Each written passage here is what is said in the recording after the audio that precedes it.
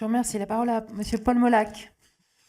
Oui, merci. Donc, effectivement, nos concitoyens sont toujours, j'allais dire, très traversés par cette idée de participation. On le voit, y compris dans les familles.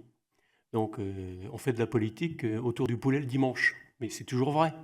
Et ça, donc, c'est toujours là. La différence aujourd'hui, c'est que vis-à-vis des élus, il n'y a plus la bienveillance et le respect qu'il y a pu y avoir à un moment donné. Ce qu'on nous demande aujourd'hui, c'est de faire vite, d'être efficace, et finalement, ils nous reprochent un peu notre inefficacité. Par rapport à cela, et par rapport au fait d'avoir une adéquation entre le citoyen et le représentant, je trouve que certaines mesures vont à l'encontre de ça. Par exemple, la baisse du nombre de députés, ou aussi la proportionnelle. Parce que vous preniez l'exemple de la Suisse et de la Belgique, mais ce sont des États fédéraux où déjà le pouvoir est largement, si vous voulez, partagé entre un État central et des deux États en ce qui concerne la Belgique, et puis les cantons suisses, avec un système qui est totalement différent, parce que vous avez un référendum, y compris d'ailleurs quand vous êtes un Suisse à l'étranger, on vous envoie une lettre avec un peu comme ça a été fait pour Notre-Dame-des-Landes, effectivement, le pour, le contre, et on vous demande de voter. Donc c'est une autre histoire, et ce n'est pas la nôtre. Alors pourquoi? Parce que moi, quand je vois mes concitoyens, qu'est-ce qu'ils me demandent?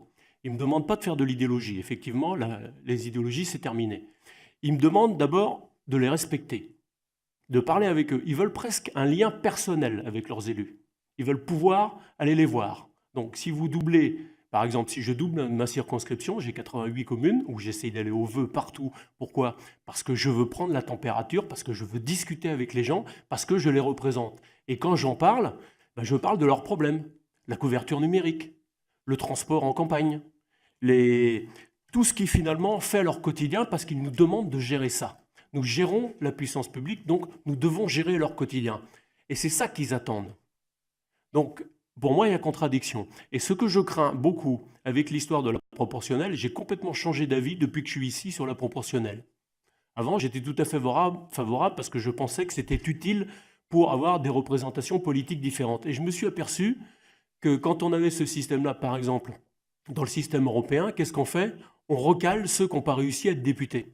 Donc, c'est-à-dire les dirigeants de partis qui, bien souvent, ne sont pas très attentifs directement aux citoyens.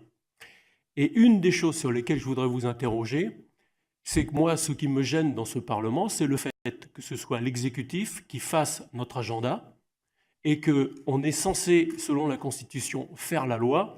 Or, 90% des lois sont des projets de loi.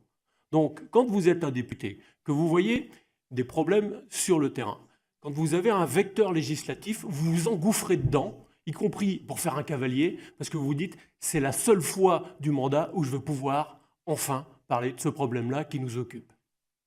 Et pour faire une loi sur un domaine totalement différent, je peux vous dire que c'est quand même la croix et la bannière pour pouvoir faire qu'une loi soit discutée dans ce Parlement. Donc je pense qu'une des façons, ce serait qu'effectivement, il y ait un autre équilibre sur l'agenda, parce que là, jusqu'à maintenant, c'est pas compliqué, vous êtes dans la majorité, donc on vous dit qu'il faut soutenir le gouvernement quand même, ce qui me paraît assez normal, mais quels sont les moyens pour le parlementaire d'avoir un certain équilibre? Voilà, donc ça, si vous pouvez m'éclairer là-dessus, je vous remercie. Juste une précision pour cadrer un peu les choses.